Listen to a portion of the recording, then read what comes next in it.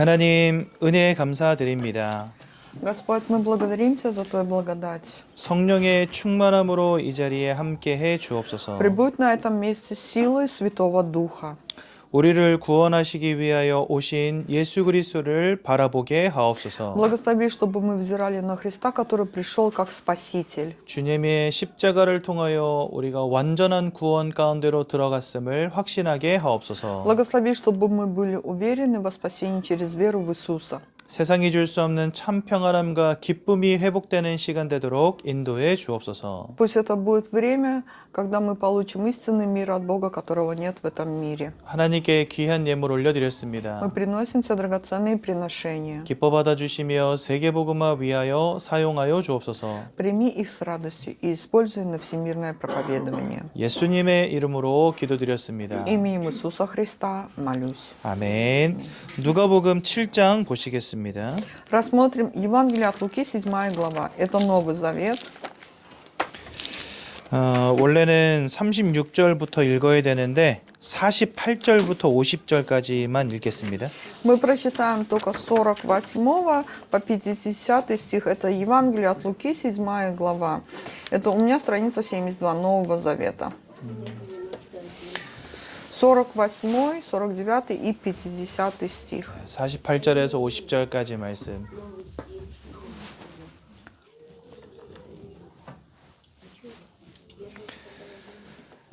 우리 48절에서 50절까지 한 목소리로 함께 보겠습니다. Все вместе прочитаем. Ей же сказал, 예, прощаются 여자에게 тебе 이르시되 내 죄 грехи. 사함을 И 받았느니라 возлежавшие 하시니 с ним 함께 начали 앉아 говорить про 있는 себя, 자들이 кто 속으로 это, что 말하되 и грехи 이가 прощает. 누구이기에 Он же 죄도 сказал 사하는가 женщине, 하더라. вера 예수께서 твоя 여자에게 спасла 이르시되 тебя. 내 이기 믿음이 с 너를 миром. 구원하였으니 아멘. 평안히 가라 하시니라. 아멘. 오늘은 조금 무거운 주제가 될 것 같습니다. Кажется, сегодня поговорим на очень более сложную или тяжелую тему, скажем так. 여러분, 예수님께서 십자가에 못 박혀 돌아가신 궁극적인 이유가 뭘까요? В чем причина того, что Иисус был распят на кресте? 이제 며칠 후면 크리스마스지 않습니까? Через несколько дней у нас будет Рождество. 크리스마스는 주님이 이 땅에 오신 날을 기념하는 거잖아요. Вообще Рождество связано с рождением Иисуса на эту землю. 그러면 주님은 무엇 때문에 이 땅에 오셨죠? Но тогда для чего же Господь пришел на эту землю? 주님은 이 땅에 우리의 죄악의 문제를 끝내시기 위해서 오신 분이십니다. Он пришел на эту землю, чтобы разрешить проблему греха. 네. 그래서 성경은 이 죄라고 하는 것을 굉장히 중요하게 다룹니다. И в Библии большой акцент делается именно на грех. 예수께서 그리스도로 이 땅에 오셨습니다. Иисус пришел на эту землю как Христос. 창세기 3장에 보면은요. 아담과 하와가 하나님의 말씀을 불신앙하고 원죄를 범하는 장면이 나옵니다. И если посмотреть, Бытие 3:1-6 описывается, как согрешили Адам и Ева, ослушались Слова Божьего. Это называется первый грех, перворожденный грех. 그 선악과를 따먹은 것을 두고 우리는 원죄라고 하죠. Мы говорим, что грех – это то, что они вкусили от дерева добра и зла. 그런데 로마서 5장 12절은 이런 말씀을 하십니다. Но Римлянам 5:12 говорится, 한 사람으로 말미암아 한 사람 아담으로 말미암아 죄가 이 땅에 들어오고 как одним человеком Адамом вошел на эту землю грех. 그 죄로 말미암아 모든 사람이 사망에 이르게 되었느니라 이렇게 말씀하세요. И там говорится, что из-за греха смерть пришла ко всем людям на этой земле. 즉 아담의 이 원죄 때문에 이 땅을 살아가는 모든 사람들이 죄와 사망의 법에 빠지게 되었다라고 성경 То 말씀하십니다. есть Библия говорит о том, что из-за греха Адама и Евы все люди на этой земле повязаны грехом и связаны законом смерти. 그래서 여러분들 이렇게 죄와 사망의 법에 묶여 있다 보니까 우리는 나도 모르게 죄 가운데 살아갈 수밖에 없게 된 거예요. Из-за того, что человек полностью находится в плену греха и закона смерти, вынужден жить как грешник, греша на этой земле. 그리고 이 로마서 3장 23절에 있는 말씀처럼 요 죄 때문에 모든 사람이 하나님을 떠나는 문제 가운데 빠지게 되었다라고 말씀하십니다. И Римлянам 3:23 говорится, потому что все согрешили и лишены славы Божией. 그리고 요한일서 3장 8절은 이 죄 때문에 모든 사람이 사단 마귀에게 사로잡히게 되었다고 말씀하십니다. 1 Иоанна 3:8 говорится, что есть закон смерти. То есть получается, что человек находится в руках сатаны. 눈에 보이지 않는 영적 존재 사단에게 저와 여러분들이 태어날 때부터 사로잡혀 있었다는 거예요. С самого рождения все люди находятся в плену сатаны, которого не видно плотским взглядом. 하나님을 잃어버린 채 죄 가운데 사로잡히게 된 겁니다. И человек потерял связь с Богом, грехопал и находится в плену сатаны. 그래서 하나님은 우리가 범죄하자마자 여자의 후손을 보내주겠다고 약속하신 И 거예요. поэтому, как только человек грехопал, Господь дал ему завет, что пошлет семя жены. 창세기 3장 15절에 보면 내가 여자의 후손을 보내겠다 이렇게 말씀을 하세요. Бытие 3:15 говорится, и пошлю семя жены, женщины. 그런데 이 여자의 후손이 와서 뭐 한다고 말하냐면요. 사탄의 머리를 깨트려 버릴 거다 이렇게 И 말씀하십니다. в Библии говорится, придет семя женщины и поразит в голову сатану, то есть разрушит власть сатаны. 모든 사람이 하나님을 떠나 죄와 사망의 법에 빠질 수밖에 없었던 이유가 뭐냐? 사단에게 속았기 때문이거든요. Почему же сегодня люди находятся во грехе и в законе смерти? Потому что находятся в плену сатаны. 그래서 예수님은 이 땅에 오셔서 이 사단의 권세를 십자가 위에서 깨트려 버리신 И 겁니다. Иисус пришел на эту землю и своим голгофским крестом разрушил вот эту вот власть сатаны. 그래서 우리가 예수를 믿는 순간에 우리는 구원에 이르게 되는 것입니다. И поэтому, как только мы верим в Иисуса Христа, мы получаем спасение. 그런데 이 구원이라고 하는 것을 우리가 볼 때 두 가지를 생각하셔야 돼요. Когда мы говорим о спасении, нужно подумать о двух вещах. 이 구원이라는 것을 생각할 때 첫 번째는 칭의라는 부분이 있습니다. 의롭다라고 칭해 주셨다. Значит, спасение означает то, что человека признают как праведным, безгрешным. 그 누구도 하나님 아버지 앞에서 죄로부터 자유로울 수 없습니다. Никто не может перед Богом оправдаться и сказать, что он безгрешен. 제가 여러분들한테 한번 질문 한번 해볼게요. 저는 목사잖아요. Я хочу у вас спросить, вот я пастырь, 저 죄 지을까요, 안 지을까요? как думаете, я грешу или нет? 솔직하게 한번 이야기해 보세요. 죄 지을까요, 안 지을까요? 죄를 짓는다고 해요. 아, 짓는다 그러세요? 네, 네. 그래도 목사인데 내가 Ну, несмотря на то, что я пастырь, да, и все равно грешу. 짓습니까, 안 사람이니까. 짓습니까? 예? 사람이니까. 사람이니까. 정답입니다. 사람이니까. Правильно, вот этот ответ. Потому что я тоже человек. 그래서 율법을 지킴으로 구원받을 수 있는 사람은 이 땅에 없습니다. И значит, я веду к тому, что по закону никто не может получить спасение на этой земле. 내가 죄 짓지 않고 착하게 살아서 구원받을 것 같으면 예수님 이 땅에 오시지 않아도 돼요. Если бы, например, я своим добрым делом не грешил и получил спасение, тогда не нужно было бы Христу прийти в этот мир. 그렇잖아요? 근데 예수님이 오셨단 말이죠. Но Иисус-то пришел. 그 말은 우리가 우리 스스로 구원에 이를 수 없기 때문입니다. Это почему? Потому что мы сами не можем себя спасти. 그래서 우리가 구원에 이를 때 우리의 노력과 우리의 열심이 중요한 게 아니라 예수님의 십자가가 중요한 것입니다. И спасением является критерий не наше добро или заслуги, а является вера и Голгофский крест Иисуса. 우리가 죄로부터 자유로울 수 없기 때문에 하나님이 너희들을 죄 없다라고 인정해 주시겠다 말씀하신 거예요. Так как мы не можем сами себя спасти от грехов, да, Господь говорит, что я сделаю вас праведными, то есть чистыми без греха. 누구를 통해서요? Через кого? 그리스도를 통해서 너희가 죄 없어졌다라고 하나님이 인정하신다는 겁니다. Через веру в Иисуса Господь признает, что на человеке нету больше греха. То есть это спасительная кровь Христа. 그래서 우리는 여전히 죄 가운데 있지만 하나님의 은혜로 구원에 이르게 된 겁니다. Хотя мы, живя на этой земле, даже веря в Христа, грешим, но по благодати Божией мы получили спасение. 그래서 우리를 의롭다라고 칭해 주실 때 여기에는 오로지 하나님의 은혜만 있어요. И когда Господь говорит, что признаю вас праведным, это значит, здесь не является фактором какие-либо человеческие, скажем так, факторы. Здесь только благодать Божия 그리고 하나님의 사랑만 있는 거예요. и только любовь Бога. 여러분 로마서 5장 8절에 이런 말씀이 있습니다. Римлянам 5:8 говорится, 우리가 아직 죄인일 때에 하나님께서 그리스도를 죽이심으로 우리를 향한 사랑을 확증하셨다. когда мы были еще грешными, Господь послал на эту землю Иисуса Христа и этим доказал свою любовь к нам. 우리가 율법을 잘 지키고 착하게 사니까 구원하신 게 아니라 우리가 여전히 죄인일 때 우리를 구원하셨다고 То 말씀하세요. есть не из-за того, что мы соблюдали закон и стали праведными, а потому что даже когда мы еще были во грехе, Господь проявил свою любовь через Голгофский крест. 요한복음 3장 16절은 하나님이 세상을 이처럼 사랑하셨다 이렇게 되어 있습니다. Иоанна 3:16 говорится, «Ибо так возлюбил Бог мир».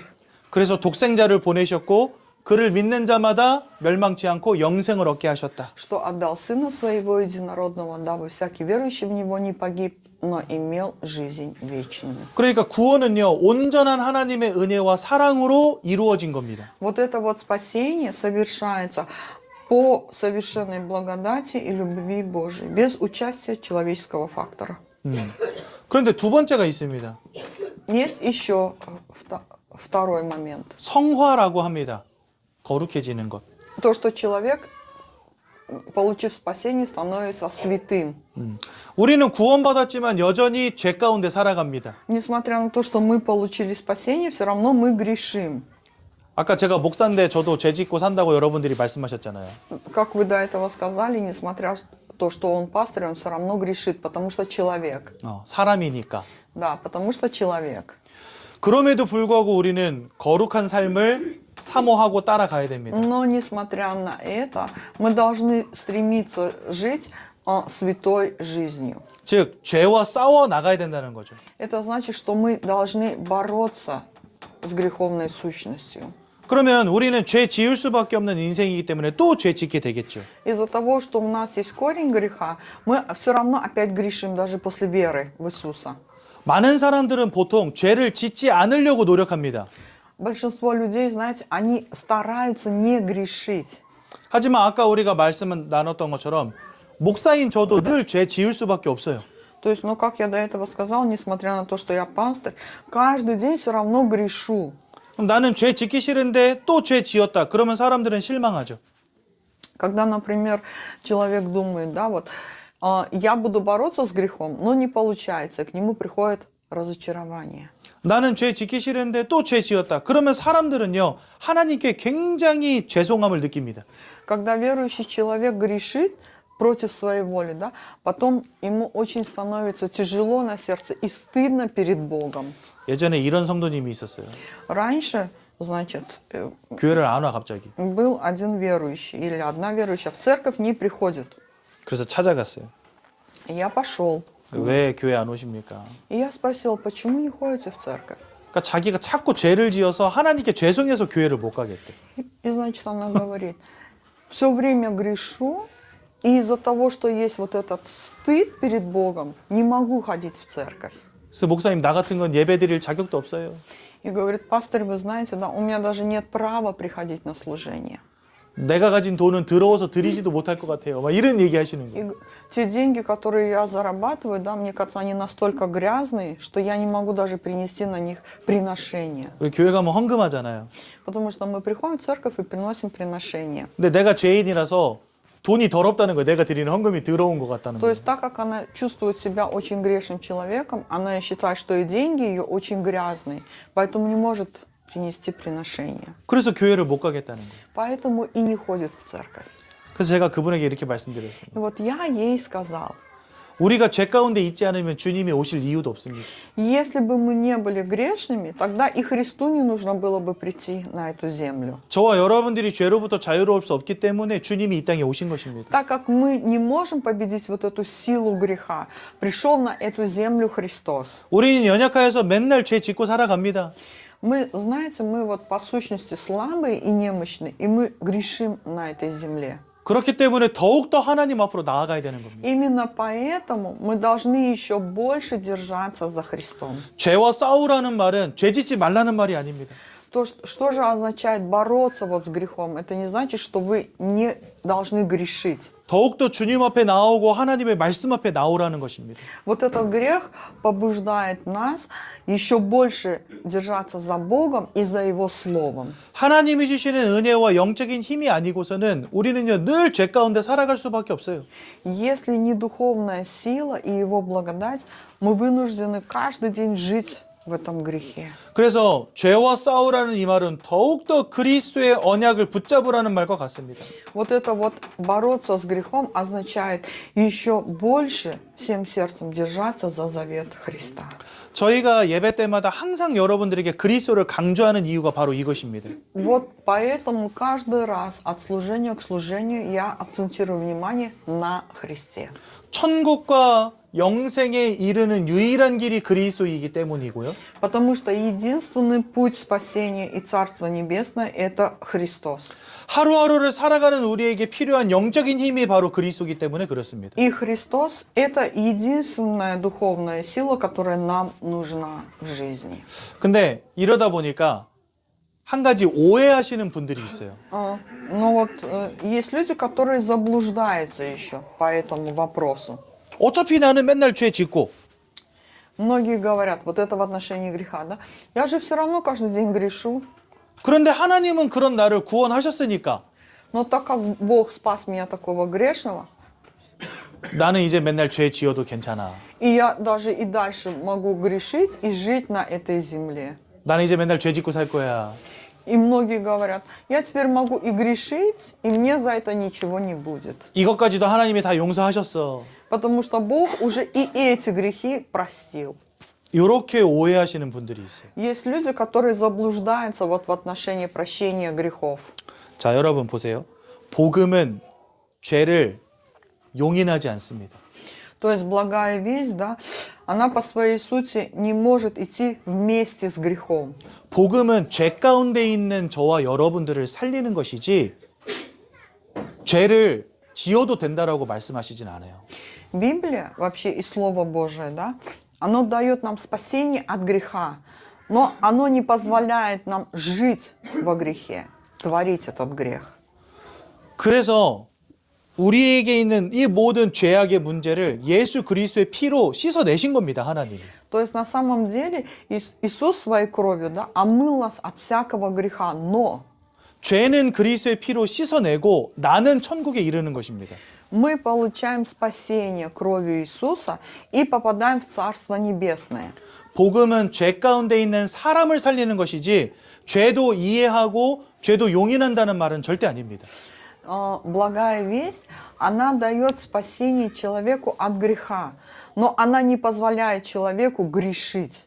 То есть это, как пастор до этого сказал, буду верить и грешить. 다윗이 왕이 되고 블레셋에 빼앗겼던 언약궤를 다시 예루살렘으로 가져오는 일이 있었어요. Царь Давид, значит, во время его царствования вернул ковчег Божий, который похитили, ну или забрали филистимляне. 언약궤를 수레에다 싣고선 이렇게 가지고 온 겁니다. И вот он привез ковчег Божий на колеснице вновь в Израиль. 근데 가지고 오다가 수레가 넘어지면서 언약궤가 떨어졌어요. Но что случилось? По дороге, видимо, ковчег был слишком тяжелым, колесо сломалось, и этот ковчег упал. 그래가지고 그 옆에 있던 어떤 사람이 언약궤가 떨어지니까 떨어지지 말라고 탁 붙잡은 겁니다, 이렇게. И был, значит, рядом человек, который видел это, и придержал ковчег, чтобы он совсем не упал. 아, 이거 귀한 건데 쓰러지면 안 되잖아요. 그래서 탁 잡은 거예요. Ну, то есть это ковчег, это символ силы Израиля, поэтому, чтобы он не разбился, видимо, этот человек его поддержал. 그런데 이 사람 언약궤 만진 것 때문에 죽어버렸어요.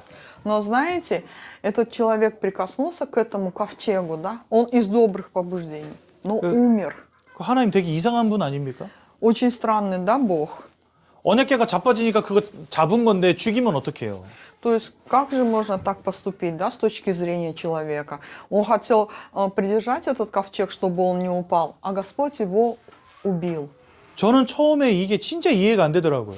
Когда я читал это, я вообще не мог понять, как такое возможно.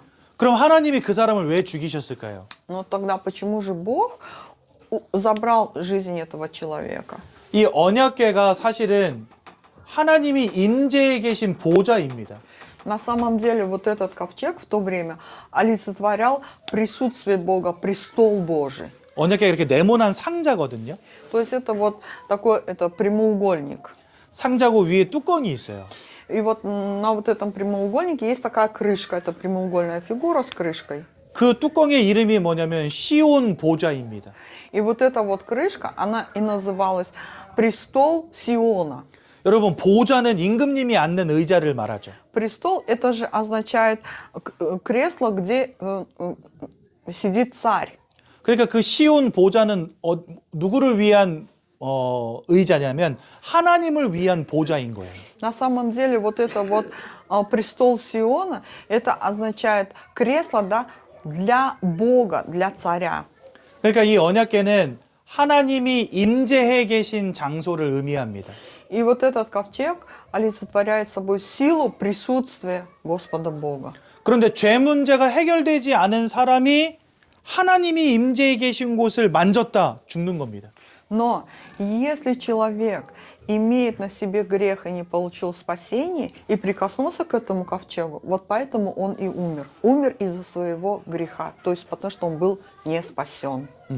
그래서 언약궤는 봐서도 안 되고 만져서도 안 돼요. В то время, значит, вот этот вот ковчег, нельзя было на него ни смотреть, ни коснуться. 죄 문제가 해결되지 않은 사람이 언약궤를 본다 죽는 거예요. Если человек не решил проблему греха и посмотрел на этот ковчег, его настигает смерть. 죄 문제가 해결되지 않은 사람이 언약궤를 만졌다 죽는 거예요. То же самое, если человек не решил проблему греха и коснулся этого ковчега, смерть. 그래서 성경에서는요, 이 언약궤를 옮길 때 어떻게 하라 그랬냐면 천으로 감싸서 아무도 보지 못하게 만들어라 이렇게 돼 있습니다. И поэтому в Библии что сказано? Когда перевозили ковчег с места на место, его обвязывали такой тканью плотной, чтобы никто его не видел. 그리고 손으로 직접 들어도 안 되잖아요. И нельзя к нему коснуться, поэтому перевозили.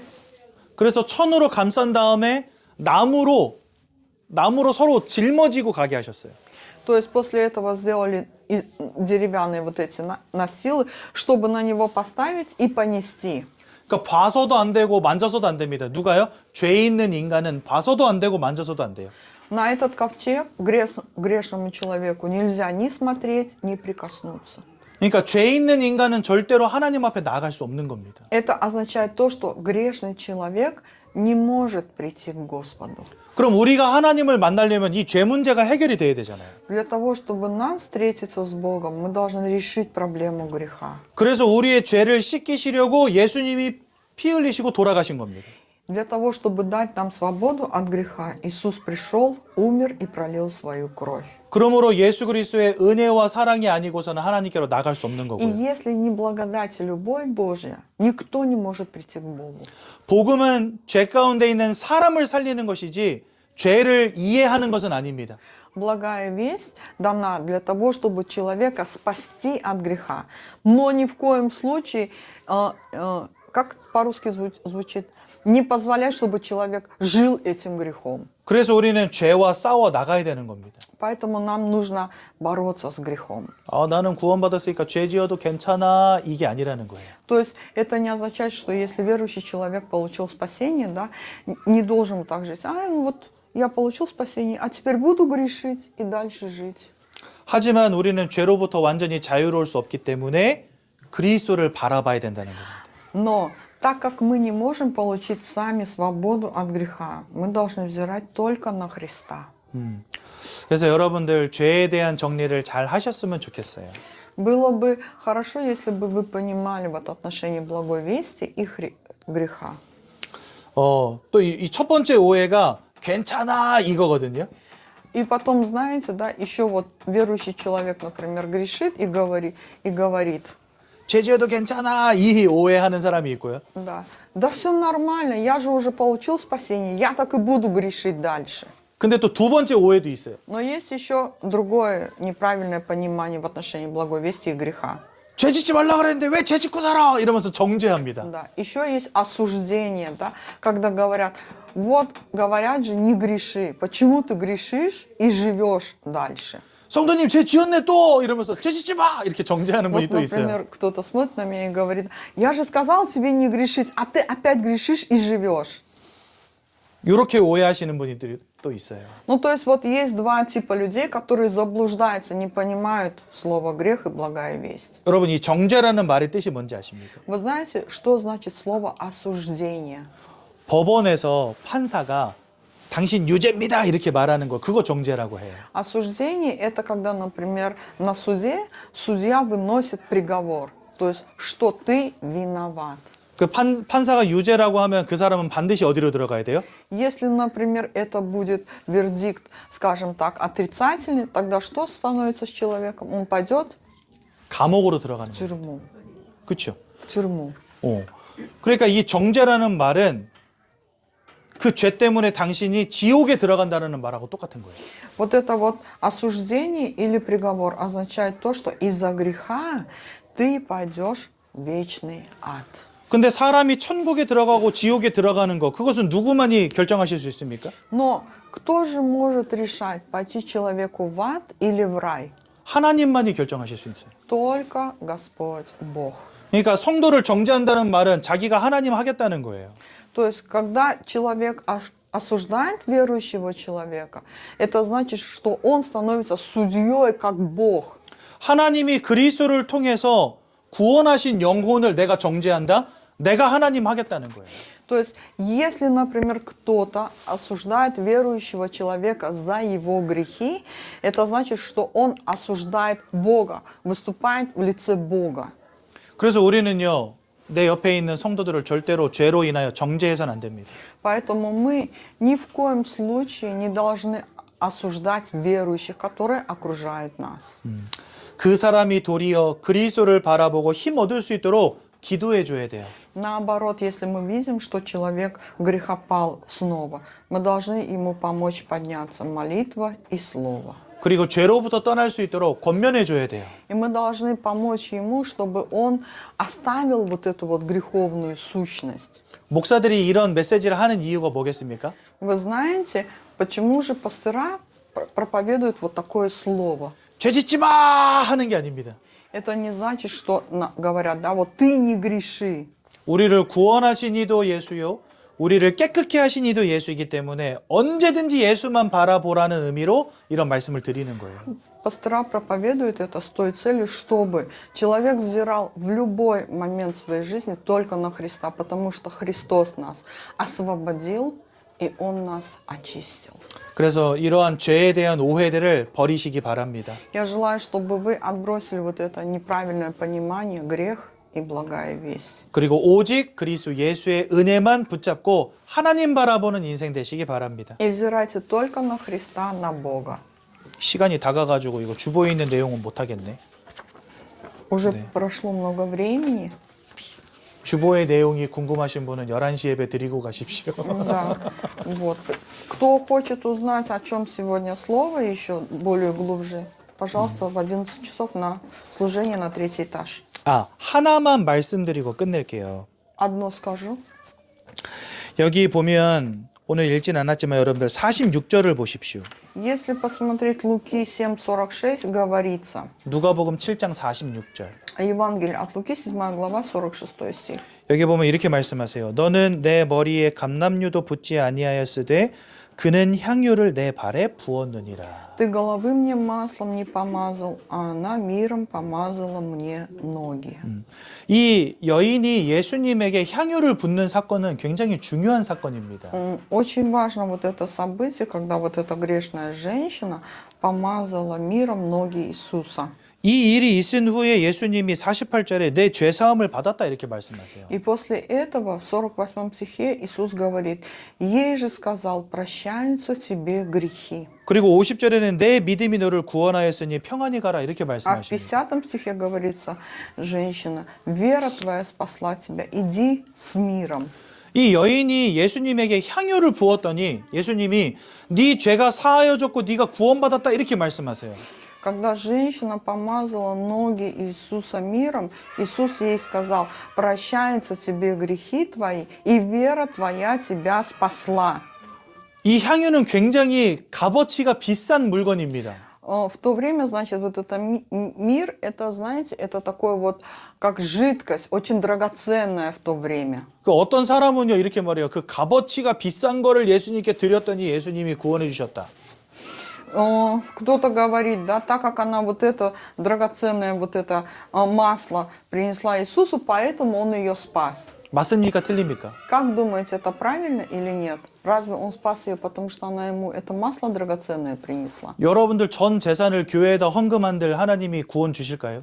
Как думаете, вот если вы принесете все свое богатство, имущество в церковь, разве поэтому Бог даст вам спасение? 이 교회만한 황금 덩어리를 하나님께 드려도 우린 구원받을 수 없습니다. Даже если мы принесем слиток золота, подобный этой церкви масштабом, все равно человек не может получить спасение. 그럼 이 기름을 부은 여인을 왜 주님은 구원하셨을까요? Но почему же тогда Господь Бог, Он спас эту женщину, которая принесла ему мира? 이 그리스도라는 말의 의미가 뭔지 혹시 아십니까, 여러분들? Вы знаете, что означает слово Христос? 이 그리스도는요, 기름 부음 받은 자라는 뜻을 갖고 있습니다. Христос означает помазанник.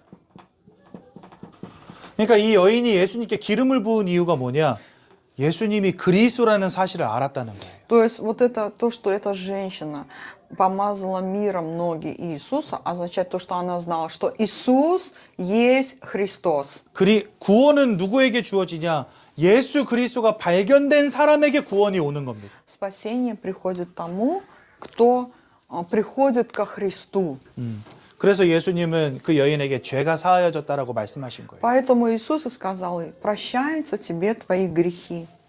왜요? 그리스도는 사단을 끝내시고 죄와 사망의 권세를 끝내신 이시기 때문에. Потому что Иисус победил власть сатаны, победил смерть и власть греха. 그래서 그 그리스도의 의미를, 그리스도가 누구신지를 깨달은 이 여인의 죄도 사하여지고 구원에 이르게 된 것입니다. И так как эта женщина признала Иисуса Христом, Он простил ей грехи, и она получила спасение.